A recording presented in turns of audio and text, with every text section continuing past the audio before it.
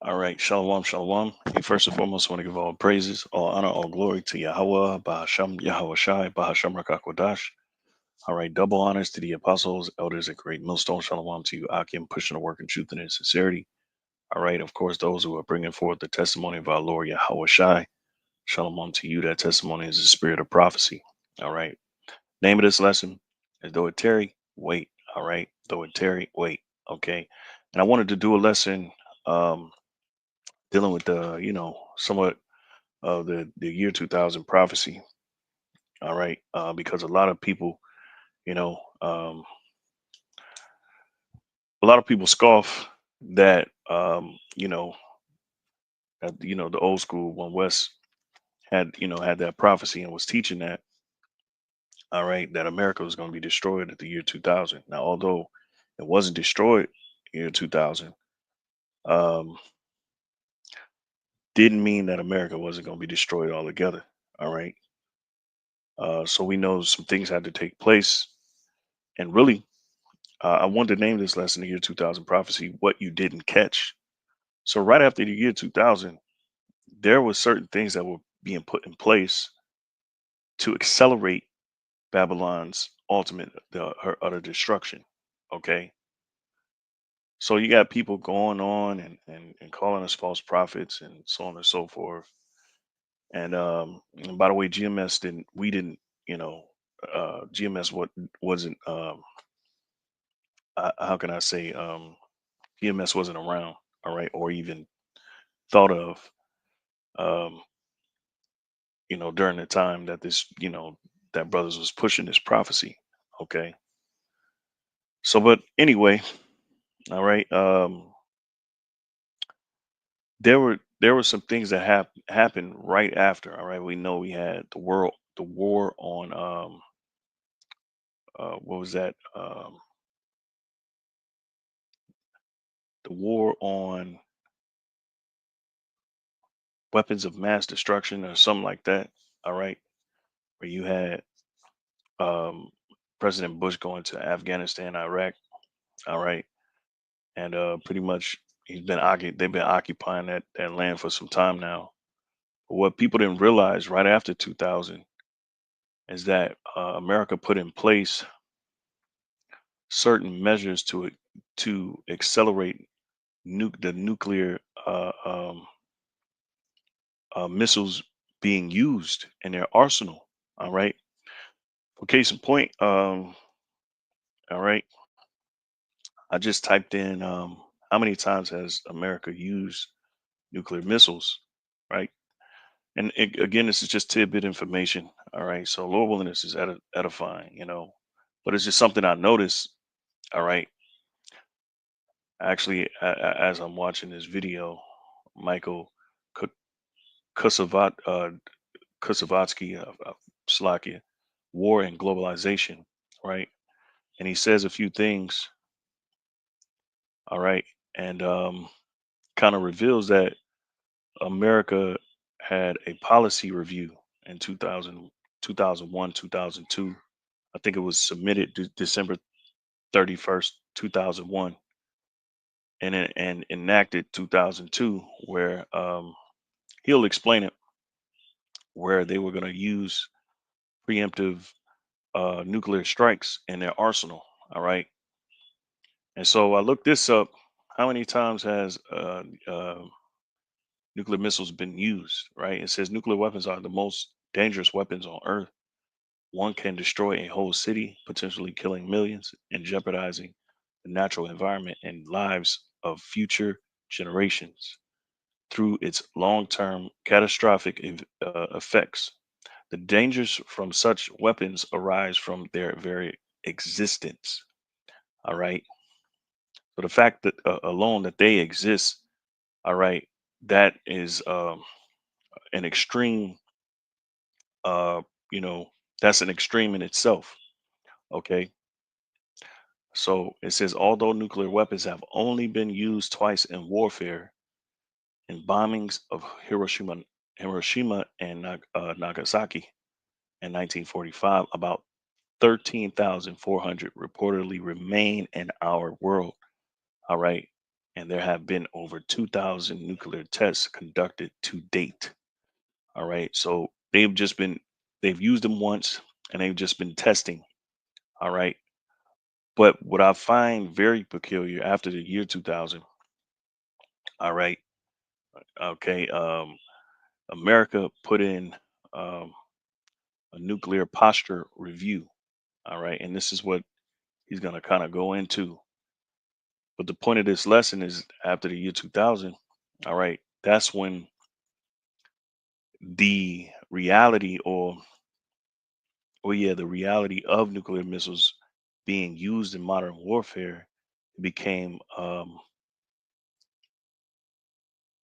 can I say it? It became more of a reality. All right. Nuclear missiles being used in modern warfare became an actual reality. So it was only really used once on people in the world, which is Hiroshima and Nagasaki. But now, right after the year 2000, now, and we're speaking 2001.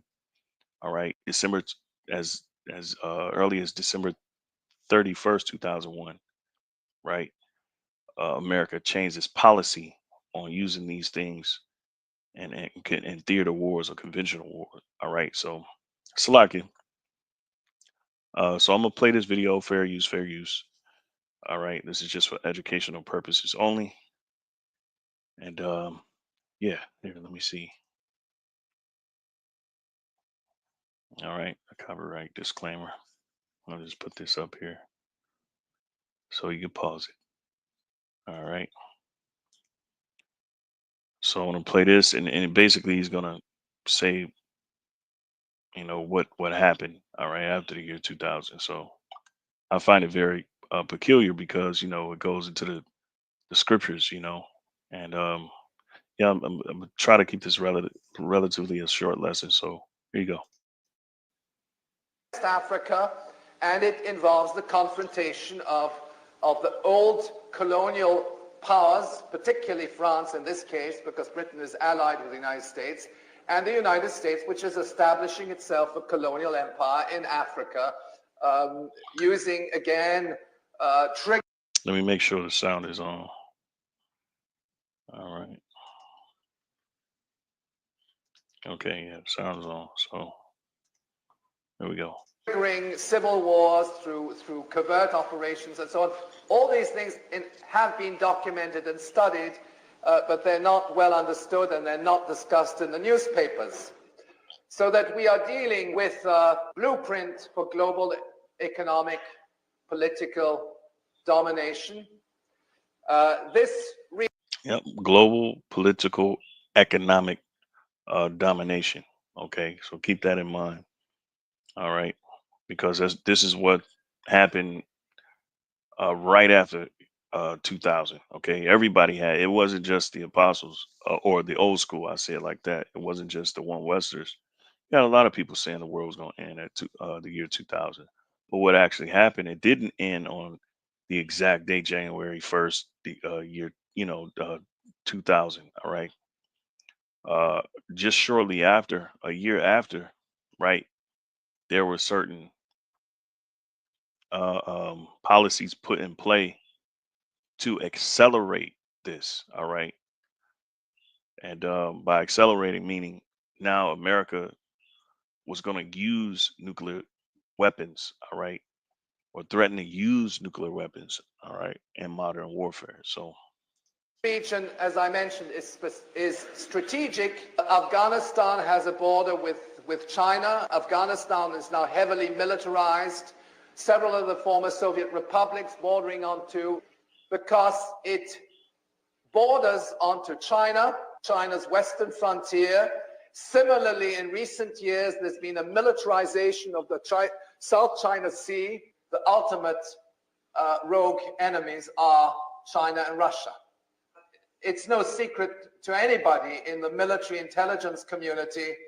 In February of 2002, the United States issued what was called its Nuclear Posture Review. And the Nuclear Posture Review was a redefinition of its nuclear policy. And it says we are now going to use nuclear weapons on a preemptive basis. to protect ourselves against the rogue enemies. And Right. And at that time, they were pretty much letting the world know who their rogue enemies were. All right. Okay. And pretty much everybody that wasn't, you know, um, with being, that wasn't with, Western policy and whatever the Western civilization, the direction they were going politically. All right. So preemptive meaning undertaken or intended to deter or prevent an anticipated, all right, usually unpleasant situation or occurrence. So uh, the whole thing, the whole rhetoric was weapons of mass destruction, weapons of mass destruction. All right, and this was the justification of changing that policy when it came to nuclear weapons. Okay, so as you can see, right after 2000, 2001, December 31st is when they submitted it, and then in February, all right, became law. I suppose. All right, and this changed uh, how warfare is pretty much being done. Okay, so they had the justification. All right, which is weapons of mass destruction. Okay, so it says here preemptive refers to actions taken to prevent an unwanted event from occurring. So they were saying, these nations, certain nations have weapons of mass destruction, right? Okay, which was a ploy, it was a ruse, all right, to, pretty much forward their offense or, be on the offensive, all right, which is America's has known to be, all right. When you read Isaiah 14, okay, the prophecy goes into that, pretty much, well, let's get it, Slocky. All right,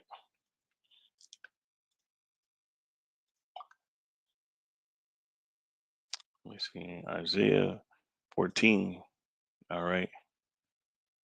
Scriptures say that let me see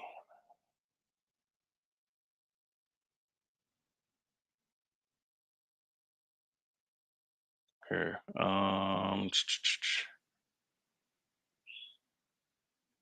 Where is it at? Slocky.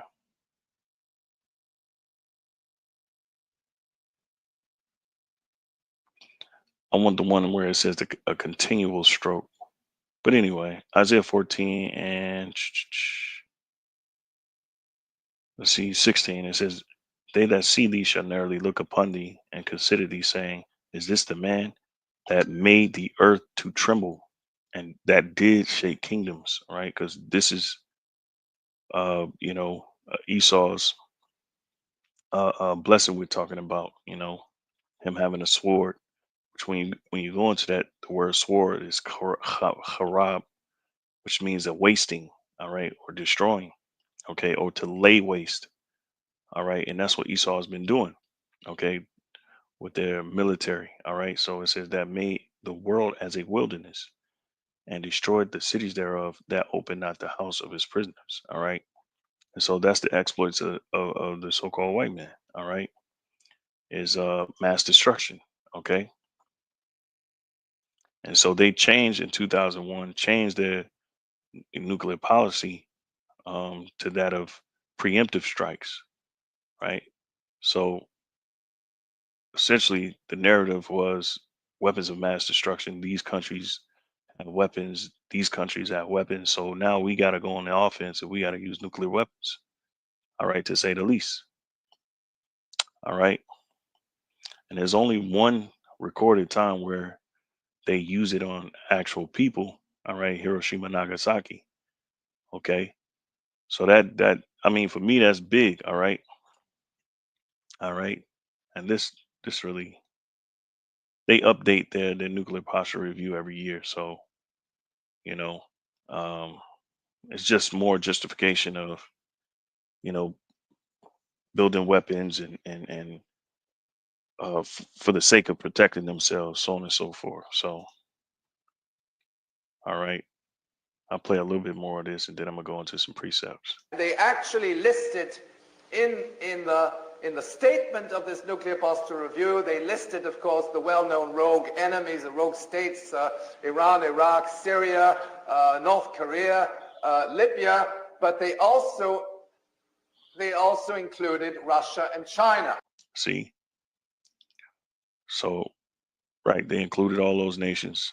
All right, okay, and really, when you look at it, America's the one that's been, or I'll say Babylon the Great has always been the one that's been on the offense, as the scriptures say.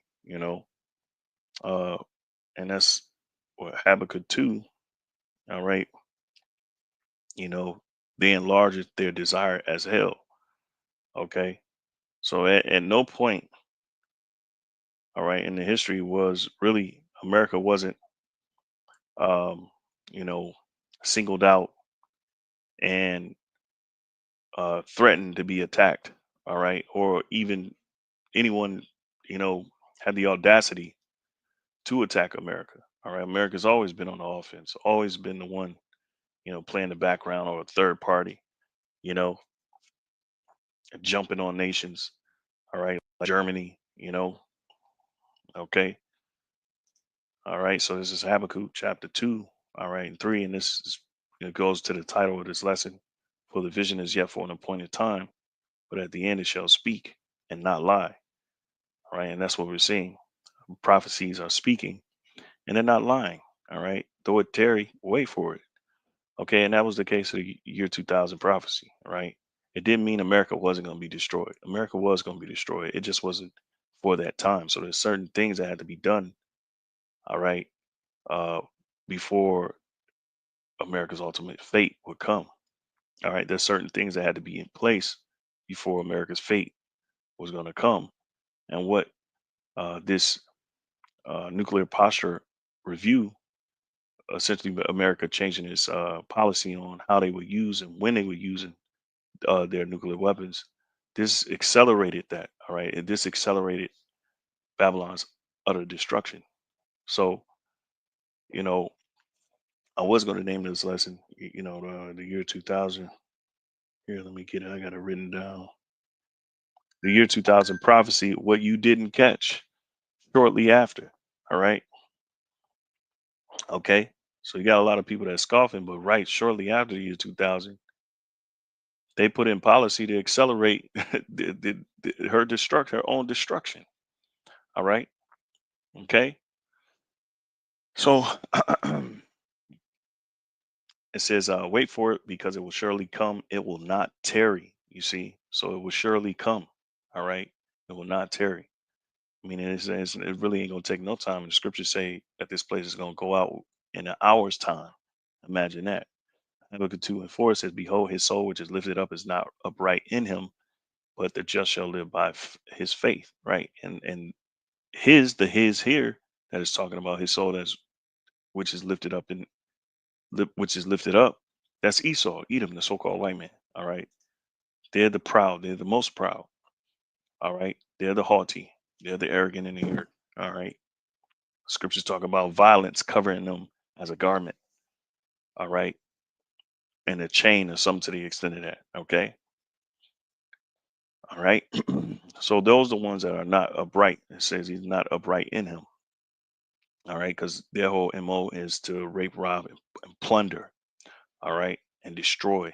Okay, so Habakkuk 2 and 5, yea, also because he transgresseth by his wine, which is his philosophy, his policy, right, what he deems is right, his standard. Okay, and so he's transgressing by that because, Esau is for profit at the expense of lives, right? They rape, rob, and plunder at the expense of lives, other men's lives, innocent people lives, which we know it ain't nobody innocent, but innocent in the sense that, you murder someone, all right? And the scriptures talk about there's not a more wicked thing than a covetous man. And Esau's a covetous man, all right? Based on his blood thirstiness for other people's lands, right? And we know that you're not supposed to remove ancient landmarks. You're not supposed to take another man's inheritance away from him, right? That's a no-no. You're supposed to keep what you have, but what we're dealing with. Esau, the devil, which he believes he's above God, he believes he's above everyone. So, yea, also because he transgressed by one. All right. So his philosophy, his policy, he's transgressing. Let's look at this word up, transgress, really quick. All right. It says, but God, all right, but God to act treacherously, deceitfully, deal treacherously, to act or deal treacherously, faithlessly, all right, deceitfully offend, all right, and that's what Esau is doing, all right. So, and their whole thing is deceit. All right, it's funny as it said deceit because they deceived the whole world that everybody else had weapons of mass destruction and that everybody wanted to destroy America. No, that was not the case. Everybody wanted to come to America. You know, all right. Okay, and this is just another ploy to go on a preemptive strike, or go about uh, just doing what they normally do. All right, is to take everything, which is going to say here. It says, he is a proud man. All right, neither keepeth at home, who enlargeth his desire as hell and is as death. Right, so no matter where they go, they bring in death and destruction. Okay, when it says his desire is as hell, hell is the grave, right? And when you look at death, right, you can't quench death because everybody has to die. So his grasp, all right, or his desire is as hell, is as the grave, right, which cannot be uh um uh it cannot be quenched, right? So just like death takes souls, this man, his desires is likened unto that. All right, if that makes sense. Okay, and cannot be satisfied, but gathered unto him all nations and heapeth unto him all people. Now, who was doing that in the earth? All right, who was forcing nations to, you know, uh, to be in subjection to their policies and their rule and their law? Right? That's you already know. All right, that's America. Okay, they're forcing everyone. Okay, all right, and Esau in particular. Okay, all right. It's just that America is the main hub. It is the daughter of Babylon. Okay, whom ought to be destroyed. Okay, so moving on. All right, it says here, shall not all these take up a parable against him and a taunting proverb against him, and say, woe to him that increaseth that which is not his, how long? All right, and so that that parable is and that taunting proverb is against him. Okay, and the nations are turning against him. All right, and what the nations are screaming war crimes. All right, the nations know that this these Edomites, all right, have taken over the world and been plundering, all right, and they're crying out against it. All right, okay, it's likened unto a testimony against them. All right, so and to him that ladeth himself with thick clay. All right, and that's Esau. Okay, because when you go into the word clay is I bite ya, we always come out with this. All right, who ladeth himself with thick clay. All right, and America. All right, when you look at um, America, what they've been doing is compiling debt. All right, they're in debt. All right, hell, the dollar, the world currency, which isn't the world reserve, I believe. Well, it is. All right. I think the euro is up there. All right, too. But it's a debt, a bearing note. All right, and so the more they print, the more essentially the more debt that goes in the world. All right. So shall they not rise up suddenly that shall bite thee, and awake that shall vex thee, and thou shalt be for booties unto them. Right. So this is a prophecy of Babylon being destroyed. Okay, the wicked being destroyed. Okay, all right. So just because it didn't happen in the year 2000, right? doesn't mean it wasn't going to happen altogether. Okay, these certain measures, the 2001 nuclear posture review, right, has accelerated Babylon's destruction. Okay, so and so you had a lot of people fall out, because America wasn't destroyed then. Well, there was things that had to take place for that to become a reality. Okay, and so let's get this. Let's see, what is it? 437. All right, let me see. Second Ezra 4:37. All right, by measure hath he measured the times, and by number hath he numbered the times, and he doth not move nor stir them until the said measures be fulfilled. So there's certain things, certain measures that have to be done before other measures come. All right. And that's just the reality. Okay. The elect had to be, the rest of the elect had to be awakened, you know, just like the rest of the wicked had to be condemned. All right. Right. Along with other things. All right. There's other prophecies that had to be taking place. All right. Before, the ultimate utter destruction of Babylon the Great. Okay. All right.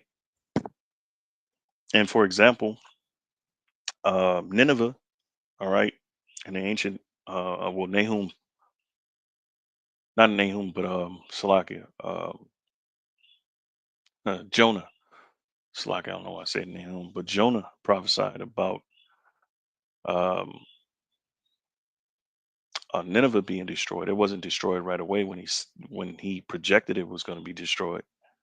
All right, the Lord kind of prolonged it, but eventually it was ultimately it was bound to be destroyed. All right, it was inevitable. It was fate that it was going to be destroyed. So just like America, okay. So this is Luke 17:22, and he said unto the disciples, these days will come when ye shall desire to see one of the days of the Son of Man, and ye shall not see it. All right, so that's simply what happened. All right, okay, that's what simply happened. We desired to see the day of the Lord, and it didn't come. Okay, so what? So we wait. Okay, here I want to start. Um, All right. This is second Ezra 4:28. It says, but as concerning the things whereof thou askest me, I will tell thee, for the evil is sown, but the destruction thereof is not yet come. If therefore that which is sown be not turned upside down, and this is what's happening. The world as we know it is being turned upside down. All right. That's why all of the calamities and the downfall of this place is happening so intricately. Oh, okay, and so sophisticatedly. All right. All right, the Lord is turning this place upside down from the inside out, from the infrastructure to the minds of the people. All right, especially the leaders. All right, so we're in this part. All right, so if therefore that which is sown be not turned upside down, and if the place where the evil is sown pass not away, then cannot it come that is sown with good. All right, so we're waiting for what's you know that to be sown with good to come, but this place had to be turned upside down first. All right. And that's a whole process. That's a whole process. Okay. For the grain of evil seed hath been sown in the heart of Adam from the beginning, and how much ungodliness hath it brought up until this time, unto this time. And how much shall it yet bring forth until the time of threshing come? And this is what we're waiting on. This is the utter destruction of this place, the time of threshing. All right. So the evil has to be sown and it has to grow to a certain extent. All right. And the scriptures talk about her hurtful works. Her hurtful works are fulfilled, or her sins going to reach up to heaven. All right. Let's see if it'll come up. All right. Yep. Revelations 18:4 says, and I heard another voice from heaven saying, "Come out of her, my people." Right. And this is going to be a literal thing. Okay. Because we're going to be called out of this place. And this goes with the precept, First Thessalonians 4:16. Right. It says that ye be not partakers of her sins. All right. And that ye receive not of her plagues. Because one of her plagues, right, is going to be that thermonuclear, you know, uh, destruction. All right. Verse 5, it says, her sins have reached unto heaven. All right. So her sins have to reach unto heaven. All right. And God hath remembered her iniquities.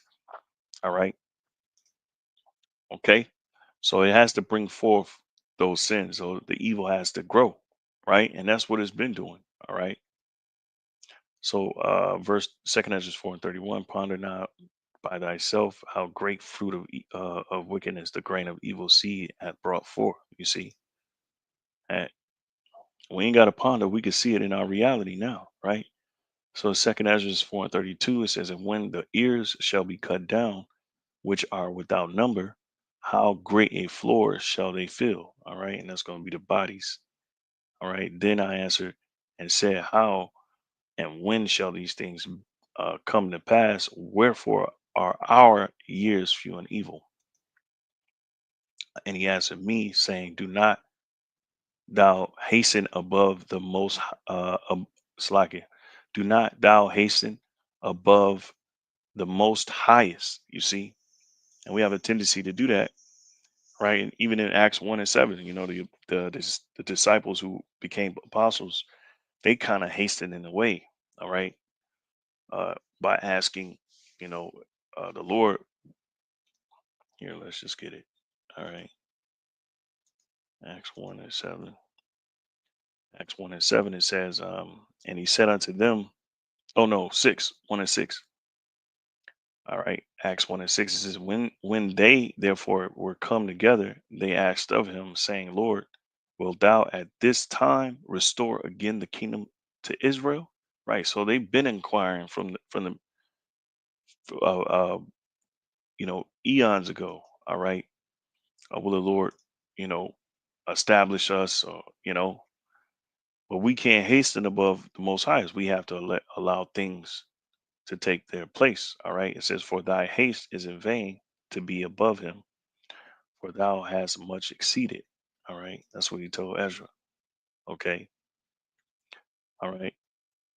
Because Ezra was crying out, you know, and the way he was crying out, it was kind of, he was kind of not bringing into mind that is the Most High's will, and the Lord does the stirring. The Lord does you know, is putting forth the work. All right. So second Ezra 4:34, 35. Did not the souls also of the righteous ask questions, or ask question of these things in their chambers, saying, how long shall I hope on this fashion? Right. So they've been, all right, way before our time. All right. Way before Yahweh Shai's time. Okay. When he came back as Yahweh Shai. Okay. They've been asking and inquiring, how long will the Lord establish his everlasting kingdom, and we're at the point where that's becoming a very is becoming a reality. All right, it says, when cometh the fruit of the floor of our reward? All right, so this is the most important thing. Okay, is the kingdom, the establishment of the kingdom of heaven, that reward. All right, an everlasting kingdom is the second Ezra 4:36. And unto these things Uriel the archangel gave them answer and said, even when the number of seeds is filled in you, for he hath weighed the world in the balance. All right. By measure hath he measured the times, and by number hath he numbered the times, and he doth not move nor stir them until the said measures be fulfilled. Right. So ultimately, these things have certain things have to take place before the utter, destruction. All right. So ultimately, also, to add to this lesson, and these last few precepts I'm gonna use to close out. All right. Esau's pretty much uh, built those missiles, all right, as a deterrent. Okay, that's what he's been saying. Use those missiles for deterrent. All right, to deter his enemies. All right, or to kind of impose his will or his prowess. All right, but that's he's gonna fall into his own trap. Okay, all right, he's gonna fall into his own trap. But also another point that I had. Let me see. Oh, the reason why the more Esau became more on the offensive, right? The more he set out to do more evil. He accelerated his timetable. All right, and brought his bringing his destruction even closer. All right. So the more they are on the offensive, the more they make these policies, these dreadful policies, which in turn would pretty much destroy the world. Well, he's bringing destruction closer to himself. All right. So this is Job. Let me see. Yeah, I did want to read Job 20 and 27. That the heaven shall reveal his iniquity. All right. Okay. And the earth shall rise up against him. And this is the Lord's doing. Okay. So the nations had to rise up against him. Right. Um, and the Lord in Jeremiah 50:51, it goes into explaining the Lord setting the nations in battle array against Esau. All right. So that had to happen. Okay. The the nations had to collectively come together against Babylon. All right. And believe me, they have a huge incentive to do so because even as Babylon's allies, all right, is going to be raised up against her. Okay, and when you look at the political spectrum and what's going on politically and how the West is setting themselves in the world strategically, all right, they're compromising their own allies. So the way they're moving is bringing their end closer. All right, Louisville, and this lesson makes sense. All right, so this is Psalms 35.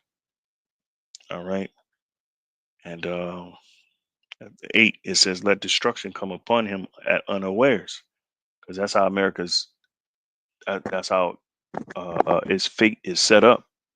It's going to come at a time where they're going to be completely unaware. All right, as the scripture says, as a thief. Okay, it says, "And let his net that he hath hid catch himself." You see, and they do that. They essentially he did this with his policy. All right. He justified using these weapons by lying on other nations, right? And that's the deceit in his tongue, right? So it's essentially a net. All right. Okay.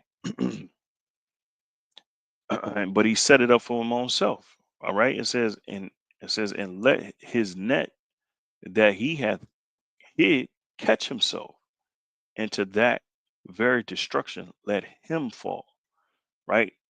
Because America is going to get the brunt of all those nuclear warheads that's in the world, all right, which they created. Okay.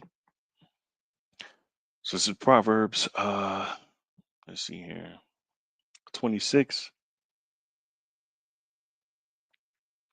mm, and 27. It says, "Whoso diggeth a pit shall fall therein, and he that rolleth a stone, it will return upon him." And that's what essentially Esau has done. All right. A lying tongue hated those that are afflicted by it. All right. But yeah, so they dug a pit. They're going to fall therein. All right. They rolled the stone. And guess what? It's going to return unto them again. All right. I mean, it's going to roll on them. Okay. It's going to crush them. And that's how this thing is all set up. All right. All right. This is Sirach 10 and 8. I was supposed to bring this out earlier. Because of unrighteousness, dealings, and injuries, and riches got by deceit, the kingdom is translated from one people to another. Right. So it's already set. Okay. It's already set. So for people that fell out because of year 2000 prophecy, or America wasn't destroyed in that time, well, all right, it was inevitable. All right, because how this devil is moving. Okay. These precepts, these are judgments. Okay. All right. This is wisdom concerning judgments. All right. Concerning the wicked. And ultimately, the Lord is going to give them is just due. It's universal. It's not. It's you can't um, you can't change these things. All right. So with that, I just wanted to show that really quick. Because I found it peculiar. That right after the year 2000, even though America wasn't destroyed at the year 2000, year 2001, December 31st, America changed their nuclear policy. All right, and to use nuclear weapons as preemptive strikes. All right, which would what in return, essentially that uh, allowed for these nations to arm themselves, right, and to create alliances, ultimately accelerating America's destruction.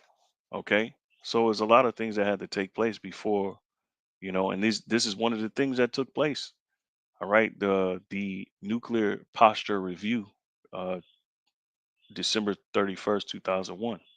So I just wanted to point that out. Lord willing, this is edifying. Until next time, I want to give all praises, glory, and honor to Yahweh Shemi Shai, Bashamar Kakodas, double honors to the apostles, elders of great millstone. Shalom to you, Akim, pushing the work in truth and in sincerity. Shalom.